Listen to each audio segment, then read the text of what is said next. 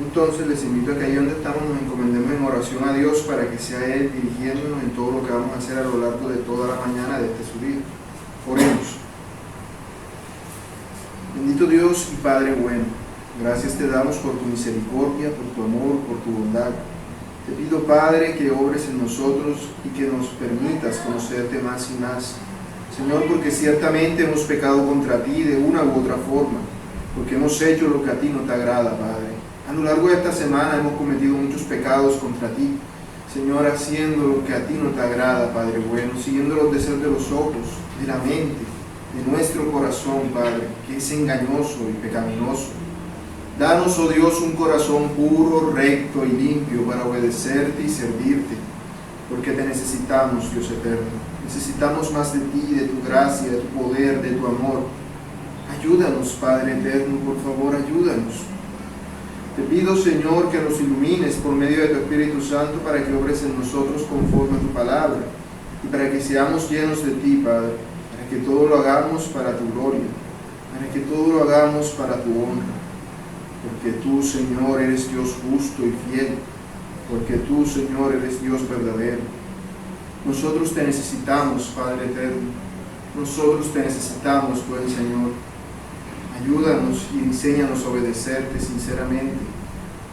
Ayúdanos, Señor, a darte gloria con todo lo que somos, porque sin ti nada somos, Padre bueno, y sin ti nada podemos hacer. Te necesitamos, Señor. A ti nos encomendamos, Padre eterno, Rey del cielo, en el nombre de Jesús, tu Hijo, nuestro Señor. Amén. Muy bien, como ustedes saben, estamos en la parte interactiva del servicio. Interactiva porque en esta sección del servicio todos podemos participar. Si ustedes tienen alguna duda o algo que no entiendan o no les parece o algo, pueden preguntar. Todos pueden interactuar en esta parte del servicio, lo que llamamos estudio. Buenos días. Buenos días. Adelante. Vamos a estudiar entonces el libro del Génesis. Estamos estudiando el capítulo 47 de Génesis. Génesis capítulo 47. Así que le agradezco a alguno, por favor, que lea los versículos del 11 al 26. Génesis 47, versículos del 11 al 26, que son los que vamos a ver en esta ocasión. El 11 al 26. Sí. Así José hizo habitar a su padre y a sus hermanos y les dio posesión en la tierra de Egipto, en lo mejor de la tierra, en la tierra de Ramesés, como mandó Faraón. Y alimentaba José a su padre y a sus hermanos, y a toda la casa de su padre con pan según el número de los hijos. No había pan en toda la tierra, y el hambre era muy grave, por lo que desfalleció de hambre la tierra de Egipto y la tierra de Canaán. Y recogió José todo el dinero que había en la tierra de Egipto y en la tierra de Canaán, por los alimentos que de él compraba. Y metió José el dinero en casa de Faraón. Acabado el dinero de la tierra de Egipto y de la tierra de Canaán, vino todo Egipto a José diciendo: danos pan, ¿por qué moriremos delante de ti por haberse acabado el dinero? Y José dijo: dad vuestros ganados y yo os daré por vuestros ganados, si se ha acabado el dinero. Y ellos trajeron sus ganados a José, y José les dio alimentos por caballos, y por el ganado de las ovejas, y por el ganado de las vacas, y por los asnos, y les sustentó de pan por todos sus ganados aquel año. Acabado aquel año, vinieron a él el segundo año y le dijeron: no encubrimos a nuestro Señor que el dinero ciertamente se ha acabado. También el ganado es ya nuestro Señor. Nada ha quedado delante de nuestro Señor sino nuestros cuerpos y nuestra tierra. ¿Por qué moriremos delante de tus ojos, así nosotros como nuestra tierra? Cómpranos a nosotros y a nuestra tierra por pan, y seremos nosotros y nuestra tierra siervos de Faraón. Y danos semilla para que vivamos y no muramos y no sea asolada la tierra. Entonces compró José toda la tierra de Egipto para Faraón, pues los egipcios vendieron cada uno a sus tierras, porque se agravó el hambre sobre ellos, y la tierra vino a ser de Faraón. Y al pueblo lo hizo pasar a las ciudades desde un extremo al otro territorio de Egipto. Solamente la tierra de los sacerdotes no compró, por cuanto los sacerdotes tenían ración que Faraón les daba, por eso no vendieron su tierra. Y José dijo al pueblo: He aquí os he comprado hoy a vosotros y a vuestra tierra para Faraón. Ved aquí semillas y sembraréis la tierra. De los frutos daréis el quinto a Faraón, y las 4 partes serán vuestras para sembrar la tierra y para vuestro mantenimiento, y de los que están en vuestras casas y para que coman vuestros niños. Y ellos respondieron: La vida nos has dado, hallemos gracia en ojos de nuestro Señor y seamos siervos de Faraón. Entonces José los puso por ley hasta hoy sobre la tierra de Egipto, señalando para Faraón el quinto, excepto solo la tierra de los sacerdotes, que no fue de Faraón. Muy bien. Como podemos darnos cuenta, este es un pasaje bastante extenso. Versículos del 11 al 26 de Génesis capítulo 47. Como ya les dije, esta es la parte interactiva del servicio, que es el estudio. Ustedes pueden preguntar si hay algo que no entienden durante esta parte. Igual yo también puedo preguntarle, y si alguno sabe la respuesta puede decirle. Como nosotros sabemos, José era el penúltimo de los hijos de Jacob. Él fue vendido por sus hermanos como esclavo en Egipto, y allí estuvo como esclavo durante muchos años. Cuando él fue vendido tenía apurado 17 años. El día que el faraón tuvo 2 sueños acerca de cosas que iban a acontecer, en el cual él vio unas vacas flacas que devoraban unas vacas gordas, y unas espigas secas y azotadas del viento solano, que devoraban otras espigas llenas y abundantes.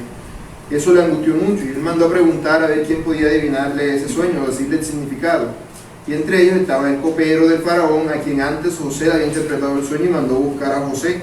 José fue entonces llevado delante de Faraón, y José interpretó los sueños del faraón, y le dijo entonces a Faraón que los sueños que él había tenido significaban que sobre la tierra de Egipto y sobre todo el mundo vendrían 7 años de abundancia, como nunca antes la había habido en toda la tierra, y después de eso vendrían 7 años de escasez, como nunca antes lo había visto. Tan terribles serían esos 7 años de escasez, que los 7 años de abundancia que vinieron primero quedarían en el olvido. O sea, no serviría para nada los 7 años de abundancia, venían los 7 años de escasez. Tanto así que la tierra todo el mundo se moriría de hambre, si no se hacía algo al respecto. Preocupado por esto, el faraón mandó a preguntar entonces qué había de hacer, y José, antes de que él preguntara, José mismo dio la respuesta. Él le dijo que debía almacenar el trigo durante los 7 años de abundancia, y que debía escoger a alguien, a un varón capacitado, sabio, que fuera capaz de hacer todo eso. Y el faraón escogió a José. José no se autoproclamó y dijo: escójame a mí, que yo sé hacer todo eso. No, él simplemente le dio el consejo a Faraón. Quizás José lo que esperaba era que Faraón nombrara a uno de sus sabios para que se encargara de eso y dijera: bueno, a ti te voy a recompensar con que ya no eres esclavo y te puedes ir para tu casa con tus padres. Eso era lo máximo que él podía esperar recibir. Sin embargo, Faraón dijo: ¿dónde voy a encontrar yo a alguien en quien habite el Espíritu de Dios como tú? ¿Dónde voy a encontrar a una persona así? No hay persona más idónea en toda la tierra de Egipto que tú. Y por eso el faraón, rey de Egipto, nombró a José como esa persona. Lo nombró su visir, el primer ministro, o sea, la persona más importante en Egipto después del faraón, el que mandaba. Solo Faraón mandaba por encima de él. Así nombró a José en esa posición, para que José se encargara de que Egipto no se extinguiera durante ese momento de gran hambre que vendría sobre el mundo entero. Y para que todo quedara bien y nadie impusiera oposición, porque José venía de un pueblo de pastores de ovejas, los cuales no eran bien vistos en Egipto. ¿Qué hizo Faraón? Convirtió a José en egipcio, de manera que le dio un nombre egipcio, una esposa egipcia, y le dio también una posición egipcia, de manera que José ya quedaba como si fuera hijo del sacerdote de On, de la esposa, o sea, como si fuera hijo del suegro. Así que quedaría José. Él entraría dentro de esa familia, y así nadie podría ponerle oposición. Disculpe, ¿cuál fue el cargo que José ocupó? El de primer ministro. Primer ministro. Ellos le llamaban, ese es el nombre que se le da ahora, pero en ese entonces le llamaban gran visir. Gran visir. Gran visir. Gran visir del faraón. Ese es el nombre que se le puso. Su nombre fue Sacnac Panea, el nombre que le dio el faraón, el nombre egipcio. Y su deber consistía entonces en almacenar el grano durante los 7 años de abundancia para que cuando vinieran los 7 años de escasez hubiera alimento en la tierra de Egipto. Eso era lo que debía hacerse. Y eso fue lo que José hizo. José pudo haberse sentado en su trono ahora que era rey y haberse quedado por allá en su casa y nombrar gente. Bueno, tú vete para no sé qué parte y encárgate de esto. Tú vete para esta parte y encárgate de esto. Tú vete para esta... Y delega gente. Y él delegó gente. Pero él no delegó gente y se quedó con las piernas alzadas en su casa. De hecho, nosotros vemos que él iba, él mismo, y vigilaba que se almacenara el grano en toda la tierra de Egipto. O sea, él todo el tiempo estaba cumpliendo con su deber. Él no se quedó, aunque él delegó a otras personas, porque obviamente él solo no podía, él no se quedó sentado sin hacer nada. Él fue y se encargó de dirigir todo el almacenamiento del trigo. Y luego, cuando vinieron los 7 años de escasez, quizás cuando tuvieron los 7 años de abundancia, la gente, ¿qué pensaría de José? Diría, ay, este nombró a un hebreo, a un pastor de ovejas como señor de nosotros. Y seguramente no todos estarían contentos con José. Pero cuando vinieron los 7 años de escasez y vino el hambre sobre la tierra, allí no había nadie que dudara de que José era la persona idónea para esa labor. Porque todos habían dicho, no, José verdaderamente hizo lo que le tocó. De manera que aunque al principio muchos no lo quisieran como Señor, después todos llegarían a respetarlo como tal y como a Faraón. De hecho, como ya les dije, está la creencia, la Biblia nos dice, de que el Faraón que nombró a José en esa posición no fue el mismo cuando sus hermanos vinieron, sino que se cree que fue el hijo de ese, que José lo había instruido desde pequeño. Por eso dicen que él dice que el Señor me ha puesto como padre del Faraón, o sea, del nuevo Faraón que vino después. Y José tal era su diligencia en cumplir su misión, que no se quedó sentado por allá y mandó, bueno, vayan a vender los granos a los otros. Él delegó personas que se encargó de eso, pero también fue a uno de esos puestos a vender ese grano, porque él necesitaba vender el grano, porque si no, toda la plata que se había invertido en los graneros y todo lo que tuvo que hacer para almacenarlo se hubiese perdido, que había que recuperar la inversión. Si no, el Faraón y todo Egipto hubiese quedado empobrecido. Entonces vemos que José se encargó diligentemente de eso y él estaba cumpliendo con su labor. De hecho, si él no estuviera cumpliendo con su labor, no se hubiese encontrado con sus hermanos, porque sus hermanos fueron a comprar trigo y él estaba ahí vendiendo.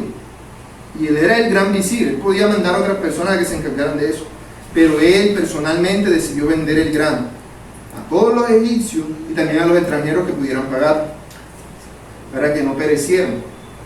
Nosotros ya conocemos lo que pasó con sus hermanos, cómo José los probó y al final se les reveló y ellos estuvieron de acuerdo en volverse a él, que aún su padre vino, el padre de José, Jacob, vino a la tierra de Egipto y habitó con ellos.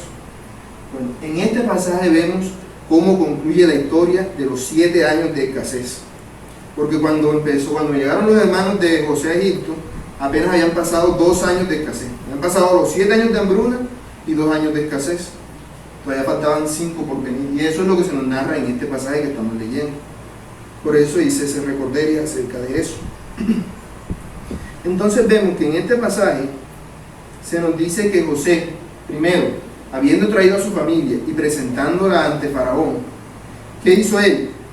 Primero, él se encargó de que a su familia no le faltara nada. Eso era lo que se les había prometido, lo que se había dicho, y él lo hizo. Entonces vemos cómo en este pasaje José se responsabiliza de su familia y también de la tierra de Egipto. Él se responsabiliza no solo de su familia, sino también de la tierra de Egipto. ¿Cómo se responsabiliza de su familia? ¿Qué nos dice la Escritura? Versículo 11.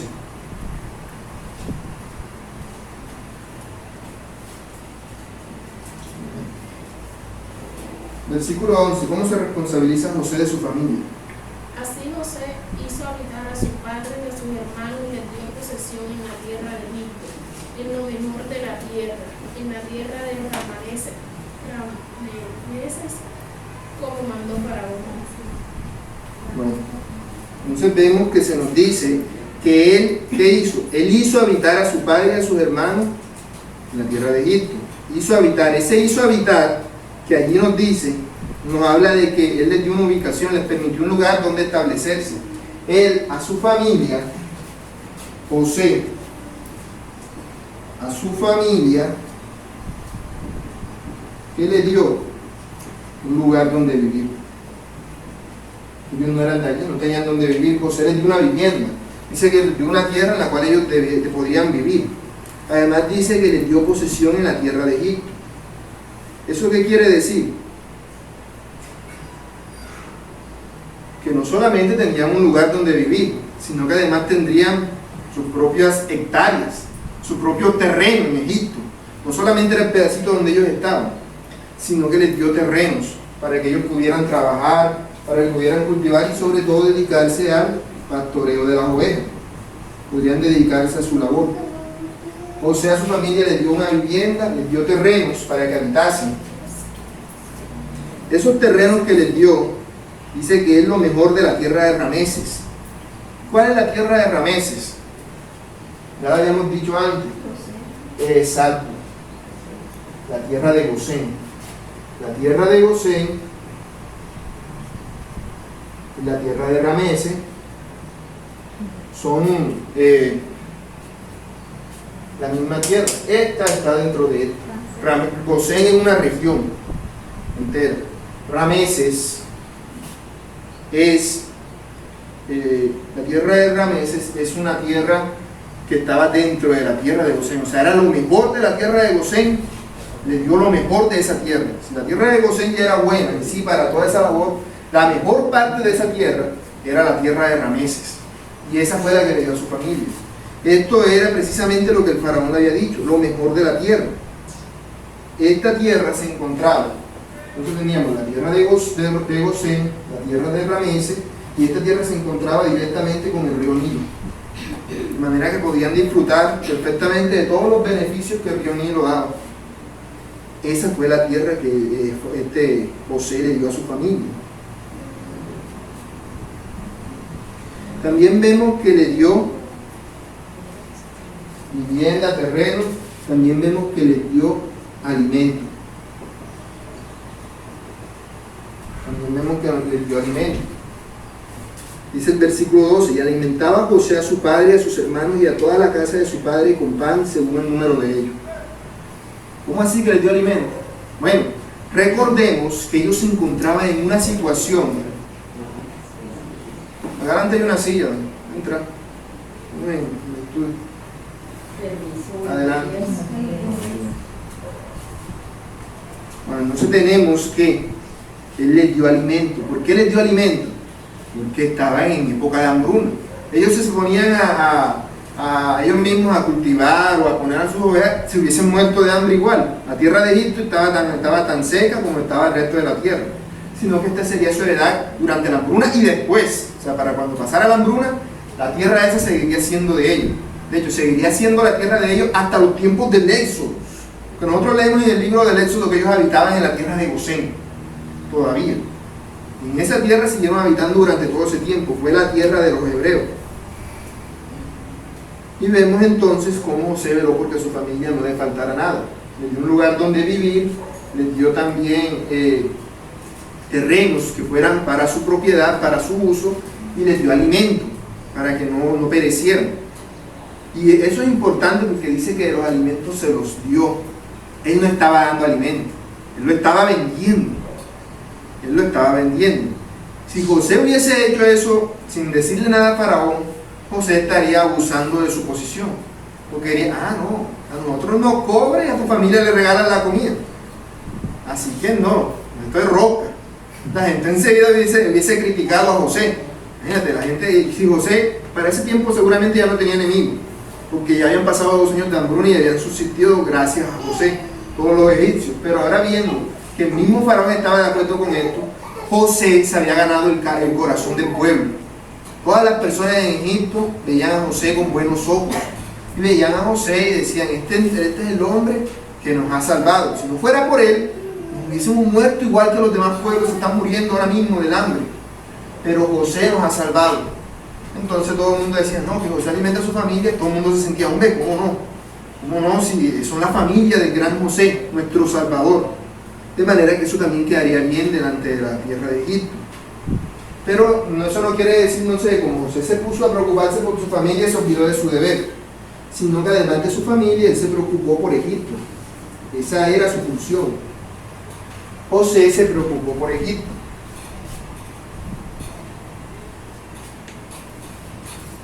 Dice, no había pan en toda la tierra, versículo 13, y el hambre era muy grave, por lo que desfalleció de hambre la tierra de Egipto y la tierra de Canaán.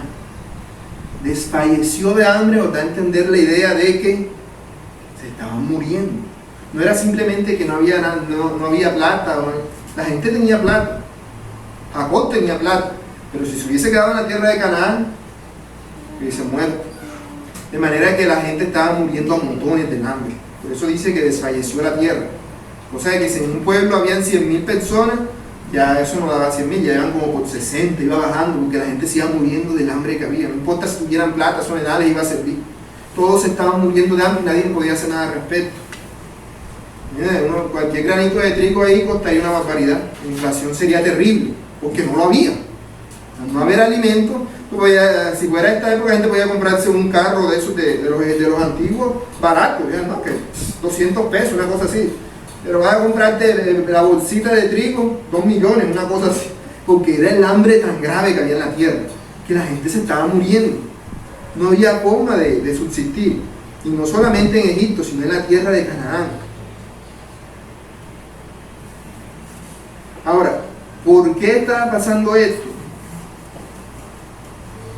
La Biblia no nos aclara, no nos dice que fuera por un pecado en particular del mundo. O sea, ¿por qué Dios estaba permitiendo esto? ¿Por qué Dios había mandado esta hambre tan grande sobre el mundo entero? Uno podría pensar, no, lo que pasa es que los egipcios hicieron algo. Pero de hecho los egipcios eran el único que tenían un medio de sustento. La Biblia no nos dice.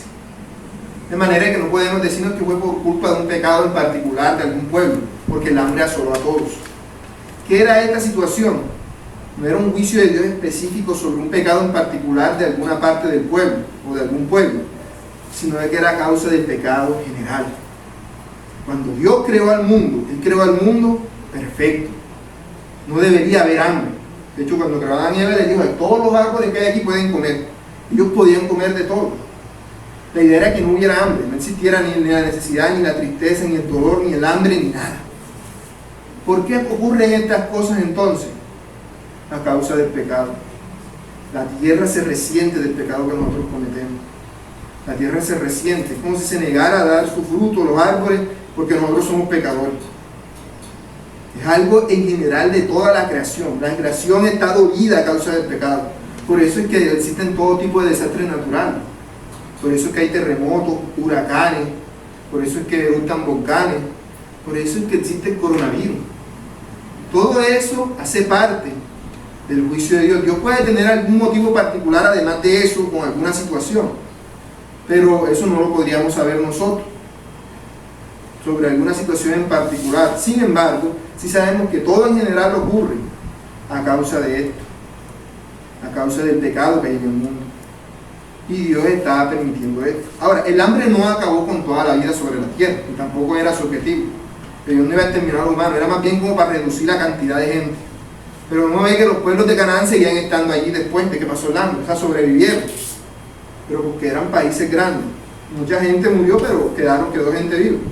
Un pueblito como la familia de Jacob, hubiese quedado vivo nada más los hijos más jóvenes o los más fuertes, pero Jacob y un poco ahí hubiesen muerto fácilmente. Entonces vemos que se nos está narrando todo esto para decir cómo Dios no solamente salvó al mundo, porque si había alimento, gracias a que José estaba cumpliendo con su deber, sino que además cómo Dios cumplía su propósito con la familia de Jacob. Y vemos que a causa de esto José vendía el alimento mucho más. Era para José mucho más fácil vender el alimento, de manera que se enriqueció de tanta plata que le sacó a la gente. Pero no fue que él le sacó la plata a la gente, que la gente estaba desesperada, no había que comer, y iban a José. Ahora pareciera que José pudiera aprovecharse de esta situación para cobrarles más caro, sobre todo los que no eran egipcios. Sin embargo, en el pasaje no se nos indica que fuera que José se aprovechó de ello. No vemos en José ese espíritu, eso lo vamos a ver a medida que terminemos el pasaje. Dice, ¿qué vemos nosotros que ocurre aquí? Él recogió todo el dinero que había en la tierra de Egipto, vendiéndolo como alimento a los egipcios. Todos los egipcios fueron y gastaron toda la plata que tenían para tener alimento para sobrevivir durante todo ese tiempo. ¿Por qué le digo que José no se estaba enriqueciendo con esto? ¿Por qué? ¿Qué nos dice el pasaje? Porque llevó el dinero al faraón. Porque esa plata no era para él. ¿Qué beneficio sacaba José entonces de eso si él no se estaba enriqueciendo? Toda esa plata iba a tener a los bolsillos del faraón, al arca del faraón. ¿Por qué? Porque ese era su deber. Él trabajaba para el faraón. Su deber era hacer eso. Y él no es que estuviera aprovechando, sino que ese era el procedimiento normal. Sino que a la gente se le estaba acabando ya la plata. De tanta plata que tenían que gastar y gastar y gastar en esto. Y el hambre no se acababa a medida que iban pasando los años. De manera que José no solo sirvió a Faraón, salvando a la población de la hambruna, sino además enriqueciendo. Lo enriqueció en gran manera. Dice que a la gente se le empezó a acabar el hambre. Y como se le empezó a acabar el hambre, no, se le empezó a acabar el dinero. Como se le empezó a acabar el dinero, ¿qué tuvieron que hacer? Bueno, vendían el ganado. Tuvieron que recurrir al trueque. Aquí tengo estas vaquitas aquí, dame no sé cuánto de trigo. Tengo esto aquí, estas posesiones, no sé, estas joyas o lo que sea, danos tanto de trigo. Y ya no había hambre, ya no había dinero. Se les acabó la plata a la gente y todavía seguía el hambre. Y cuando se acabó el dinero y cuando se acabó todo eso, ¿qué tuvo que hacer la gente? Después las tierras, como se cree, después las tierras, después el cuerpo, decían que nada más tenían el cuerpo, nada más para ellos. Serían O sea, ellos vendieron todo lo que tenían. Vendí todas las cosas que tengo en la casa. Aún el lotecito donde yo vivo también te lo vendo. Y te vendo, si tenían hectáreas, las hectáreas son tuyas. No sé cuántas hectáreas, no sé cuánto de trigo, no sé cuál, el lotecito, tuyo. Y cuando se les acabó todo eso, entonces, ¿qué tuvieron que hacer? Nos vendemos a nosotros, porque no tenemos más nada. Ya habían vendido todo. Ajá. No fue que José les dijo, bueno, van a ser mis esclavos entonces para que... No. Ellos solitos, por la desesperación del hambre y sabiendo que tenían que pagar por lo que estaban haciendo, ellos dijeron, nosotros nos vamos a vender. Nos vendemos como esclavos tuyos para que nos des alimento, porque no tenemos otra forma, no hay nada más que hacer. En esto vemos entonces cómo todo el estatus social de Egipto se derrumbó. ¿Por qué? Porque en Egipto, estaba el faraón y estaba la corte del faraón, además de que existían nobles y otras personas que tenían mucho dinero. Pero a la larga, toda esa gente quedó igual, porque todo el mundo tuvo que vender todo lo que tenía. Ciertamente los más pobres fueron los primeros en venderse como esclavos, pero el hambre no cesó, así que aún los más ricos tuvieron que venderse también como esclavos, porque así de grande fue el hambre que hubo en ese entonces. Y la gente todita se vendió a José como esclavo, y no terminaron siendo esclavos de José, sino del faraón.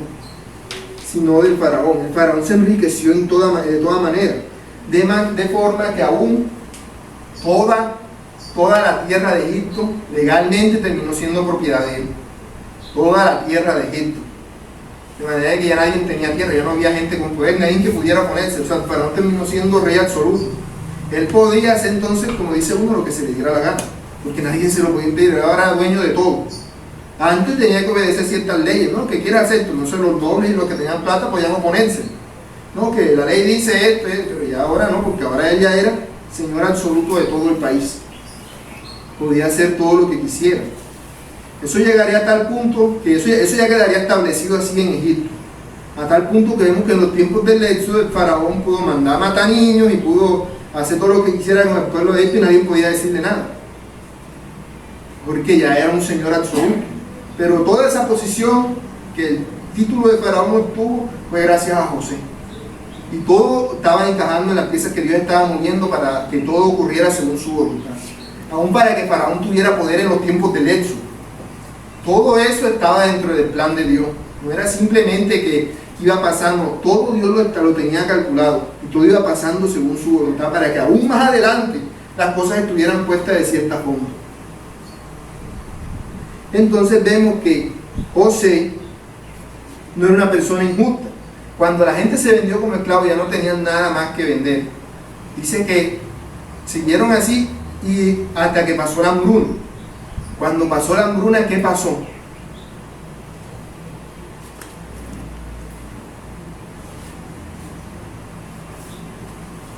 Egipto ya no era el país que era antes. Era otro país totalmente arrasado por el hambre. Era un país totalmente arrasado por el hambre.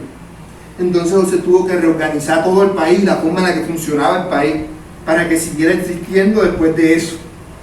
Entonces José vemos que hizo varias reformas. Vamos a mencionar dos que nos suenan más claras aquí. Primero, él desplazó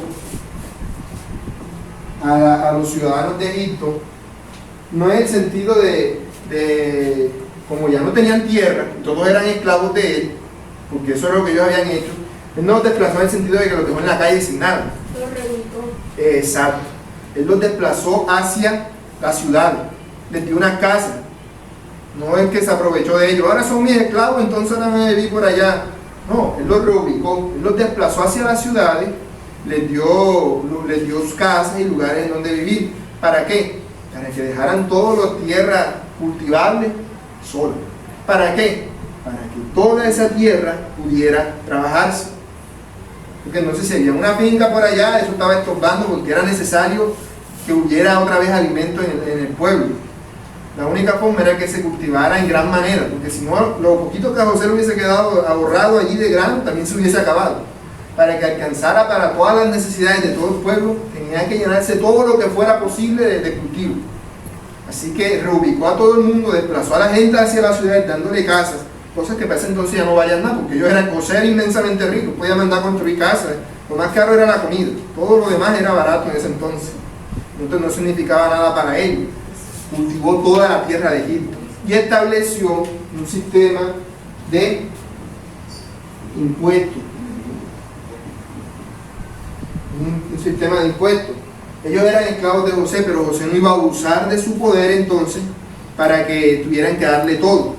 Sino que les digo, no, ustedes trabajan la tierra, todo lo que ganen es de ustedes, pero hay una parte que van a darle al faraón, pero solamente una parte, un diezmo de lo que tienen, que no sería un diezmo, sino más bien un diezmo, porque era el 20% de todas las ganancias que ellos tenían. ¿Por qué? Porque eso era un impuesto para ese país en esa época en particular. Ellos deberían dar el 5%, perdón, la quinta parte de todas sus ganancias a Faraón. A Faraón. Eso es ya después de que pasó el hambre, se hizo la reubicación, de manera que eso quedó establecido por ley en Egipto. Eso quedó establecido por ley en Egipto. En esto vemos entonces cómo José no se aprovechó de las personas, sino que por el contrario, al permitir ese impuesto, no dice, no, impuesto, José estaba abusando de ello. No, porque José era dueño del 100%, o sea, si José quería, pues todo lo que ganen es para mí, o es para el faraón. Pero no, nada más una quinta parte, porque ustedes se vendieron, una quinta parte es para el faraón. El resto es para ustedes, pueden hacer con eso lo que ustedes quieran. Era ya de propiedad de cada uno. Entonces vemos que José, para ellos eso fue como un alivio, es como si dijeran, ya no van a ser esclavos, sino que simplemente tienen que pagar una pequeña cantidad de lo que ustedes están obteniendo para beneficio del país y también para beneficio. Eso lo hizo con todo excepto con la tierra de los sacerdotes, sino que él dejó a los sacerdotes exentos de pagar el impuesto. Sí les dio porque los distribuyó en diferentes partes de Egipto, de manera que ellos necesitaban algo para vivir. De hecho, el impuesto, parte de él iba a tener a los sacerdotes también para que tuvieran con qué sustentarse. A causa de esto, ¿cómo veía el pueblo a José? ¿Cómo lo veían? ¿Qué nos dice el pasaje? ¿Cómo veían los egipcios a José? Como alguien que los había ayudado, o sea, que les había salvado la vida. Bueno,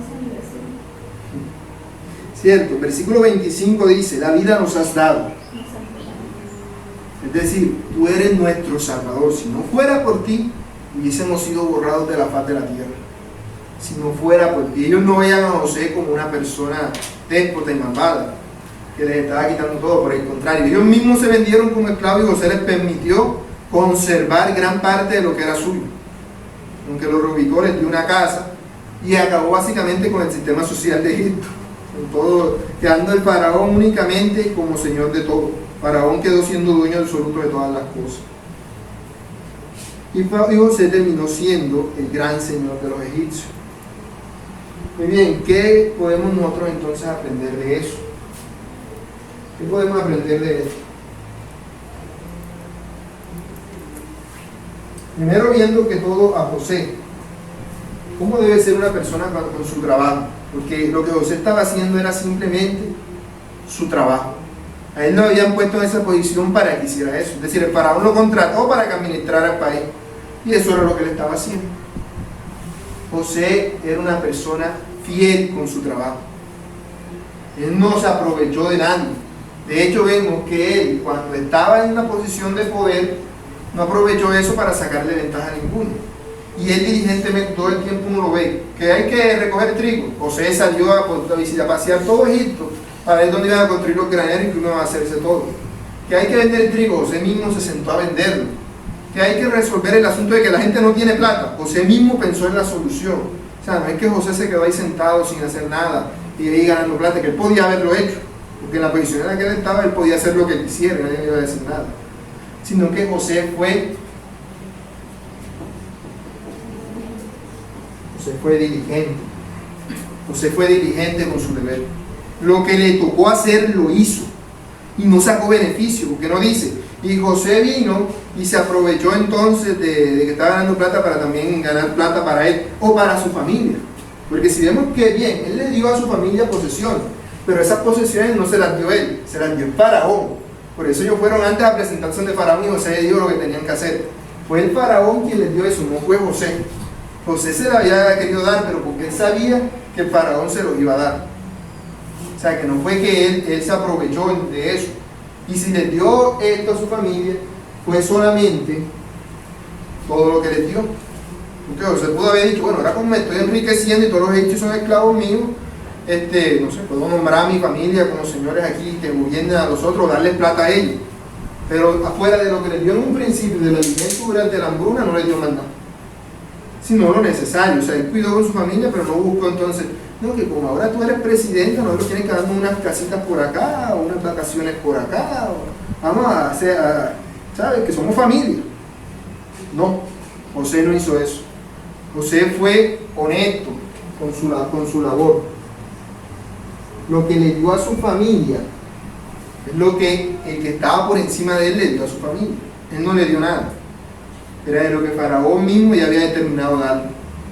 O sea que no estaba haciendo nada ilegítimo.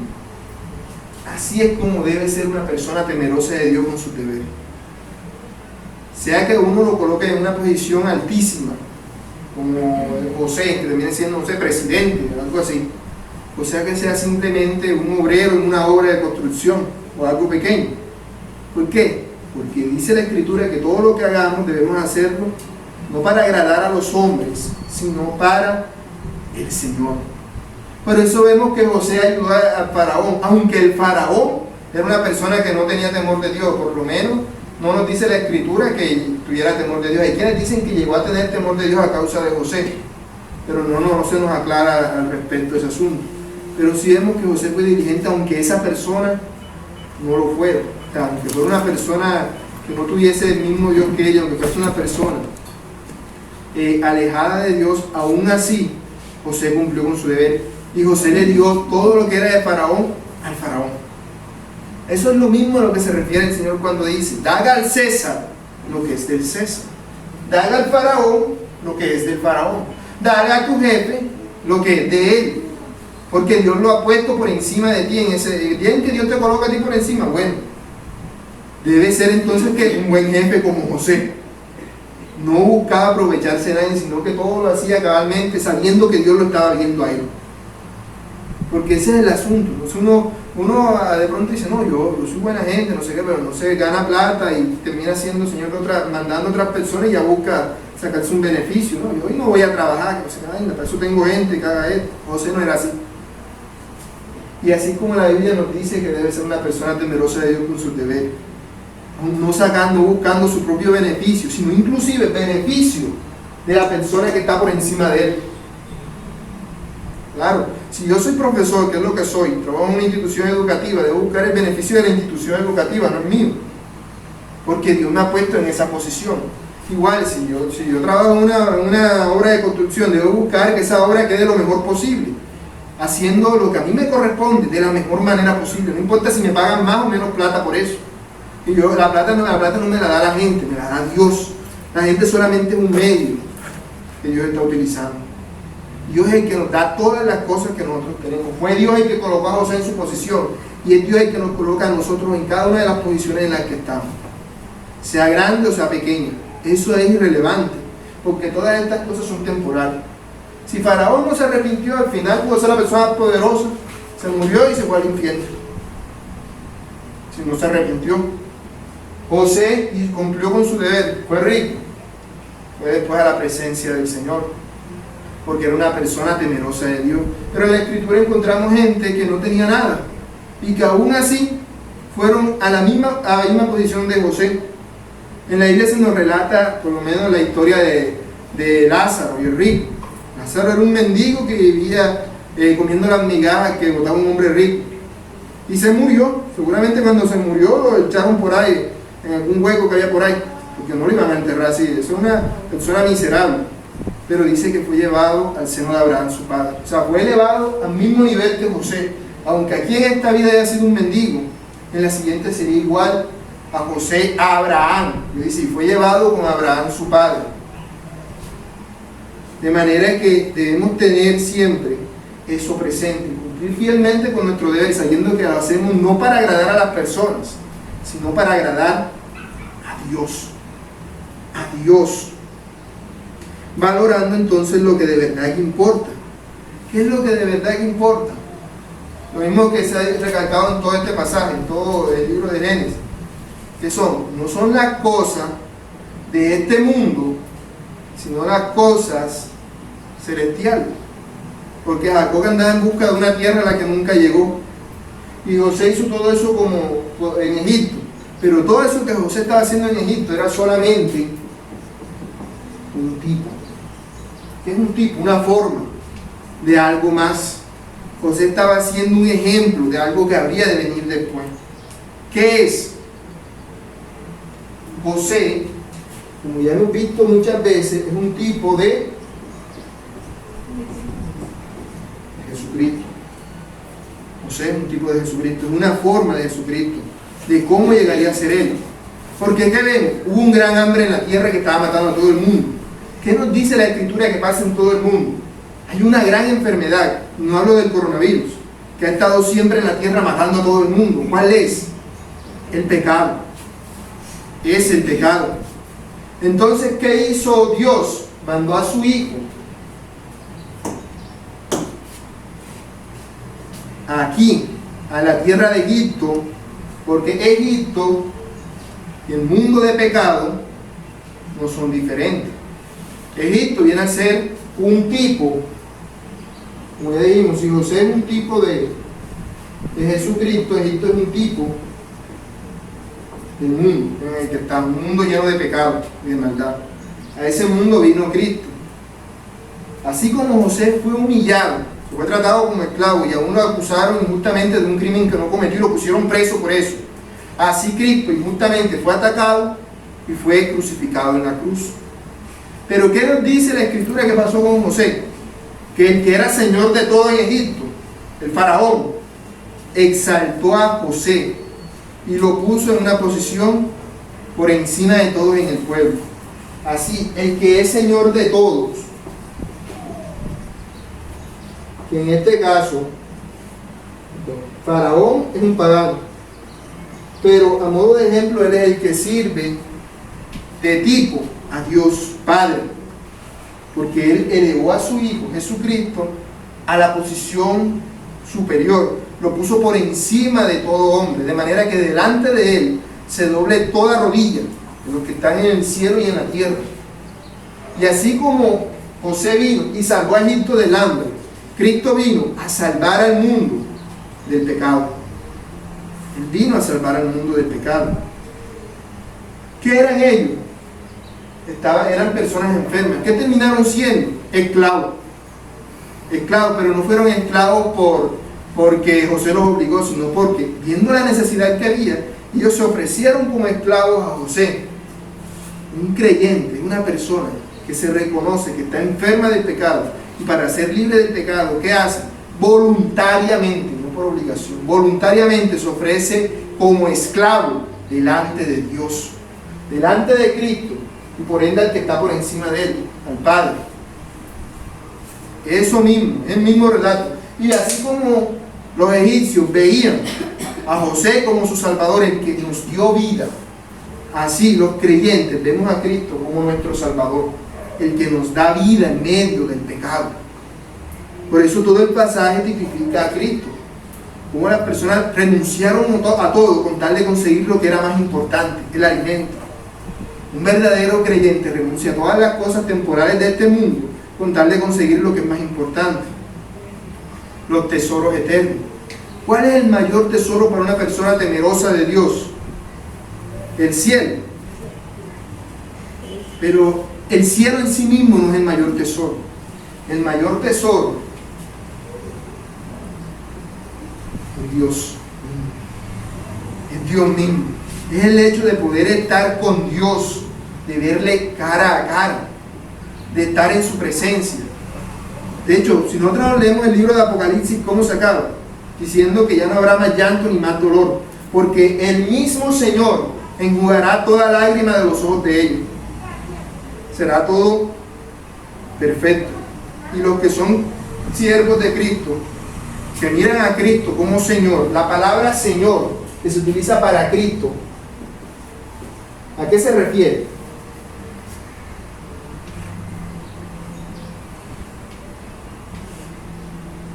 Se refiere a una persona que es de mayor edad que uno, no sé, por respeto se le dice Señor.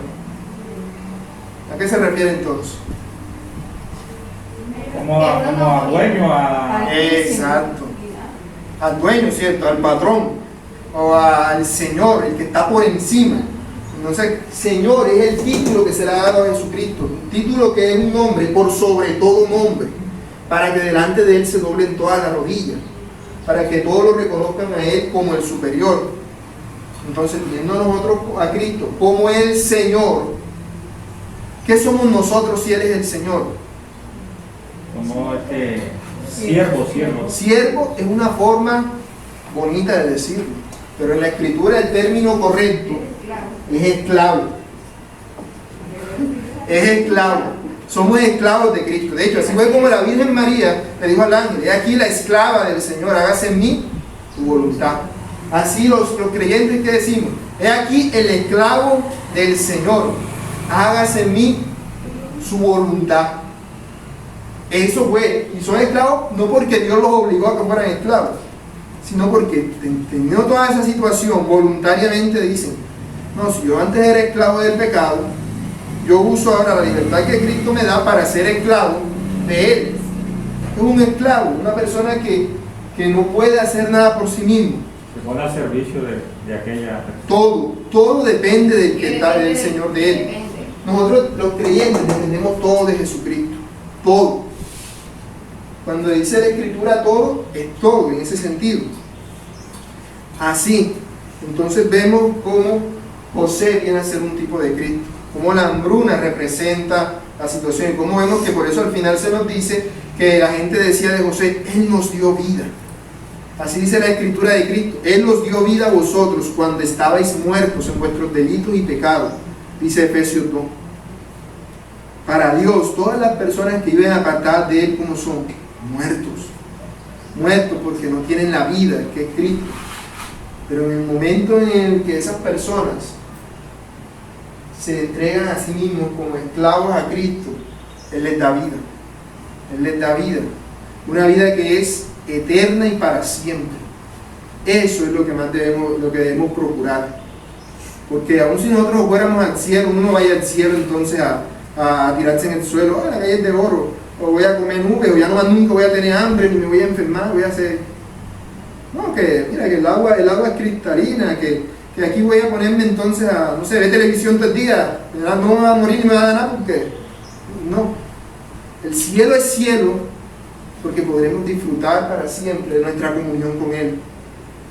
Por eso dice que la vida eterna no comienza en el cielo.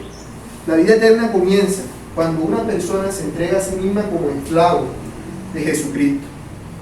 Cuando yo me entrego esclavo de Jesucristo, empieza la vida eterna, porque el cielo, que es Él, empieza a crecer en mí. Allí empieza la vida eterna. ¿De qué se trata la vida eterna? De que le conozcan a Él, al Padre, y a Jesucristo su Hijo, a quien Él ha enviado. Eso lo dice Juan 17:3. De eso se trata la vida eterna. El cielo va a ser que vamos a poder experimentar eso totalmente, es decir, sin el deseo de pecar en nosotros. Porque aunque yo sea esclavo de Cristo, ¿qué quiere decir? Que tengo el deseo de hacer lo malo todavía. Pero entonces me entrego a Él como, aquí está, amárrame para que yo no haga lo malo, para que yo no peque contra ti. Llévame como tu siervo. En eso consiste. Ya no se hace entonces la voluntad de uno, sino que se hace la voluntad de Dios. La voluntad de Dios. Si leemos por lo menos Juan, capítulo 3,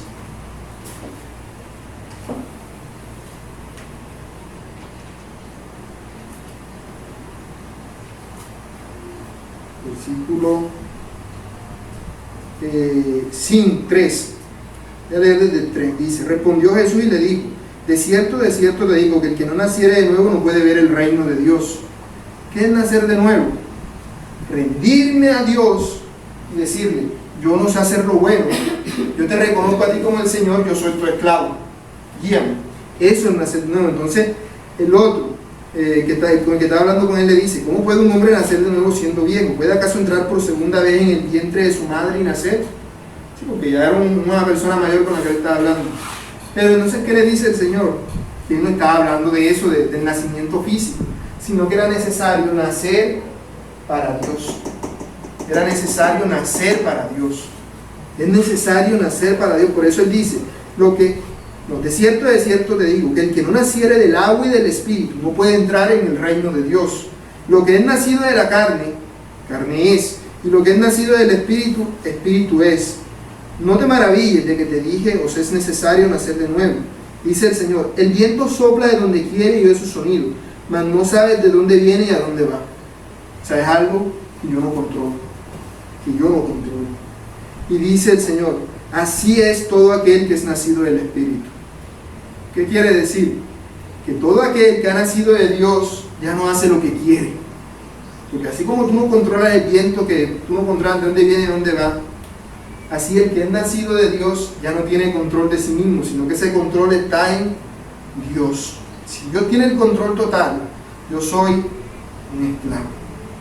Eso fue lo que hicieron los egipcios con José.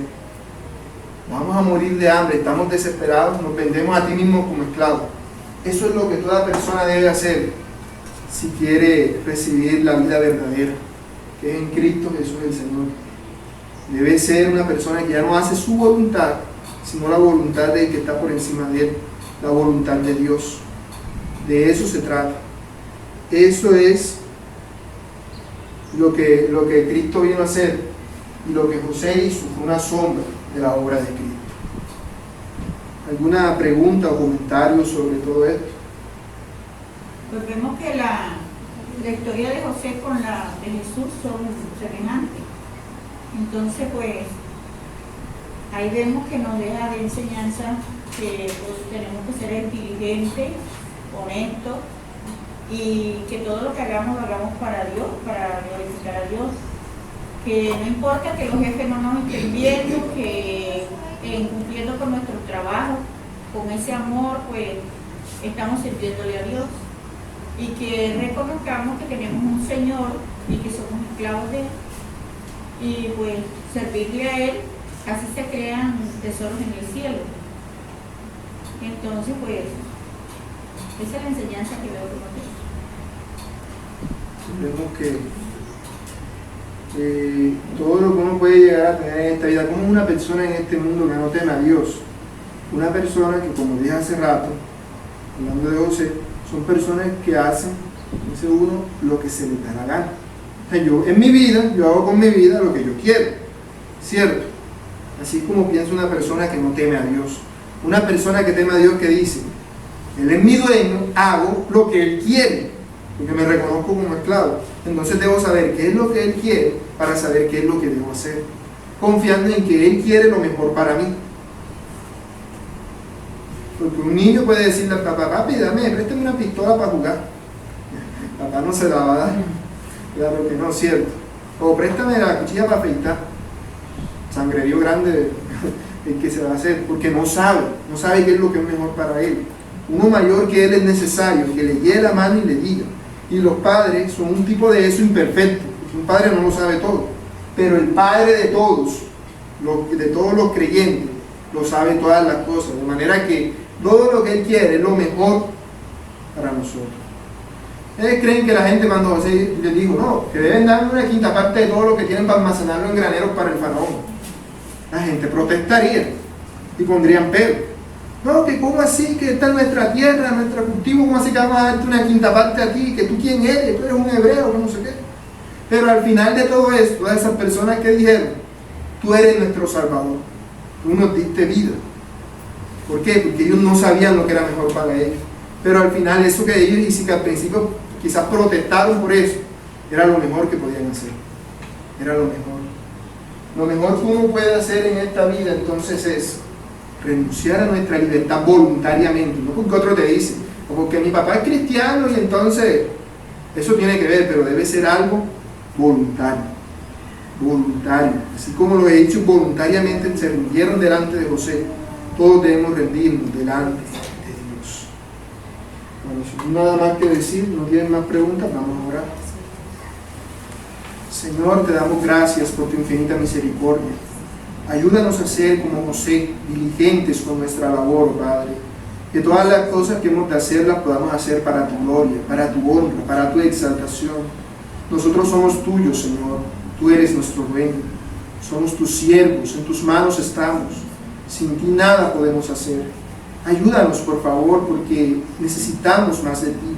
Necesitamos de tu gracia, de tu sabiduría, de tu poder, de tu amor. Enséñanos a obedecerte sinceramente y que toda nuestra vida sea para tu gloria y para tu honra. Ayúdanos a obedecerte todos los días de nuestra vida. Ayúdanos, Señor, a verte a ti como eres Señor y a nosotros como tus siervos, como esclavos delante de ti, para que se haga en nosotros no lo que nosotros queremos, sino lo que tú quieres, para que hagamos tu voluntad, para que tu voluntad sea hecha en nosotros. Ayúdanos, Señor, a ser como el viento, que nadie sabe de dónde viene ni a dónde va. Así también nosotros, que no vayamos, Señor, por donde queremos, no sabiendo de dónde venimos y a dónde vamos, sino obedeciéndote a ti, confiando en que tú nos llevas al mejor lugar posible. Nos rendimos delante de ti. Danos un corazón recto y limpio para obedecerte y servirte, para que toda nuestra vida sea para tu gloria y para tu honra. Ayúdanos, Señor, por favor. A ti nos encomendamos. En el nombre de tu Hijo, nuestro Rey y Señor Jesucristo. Amén y amén.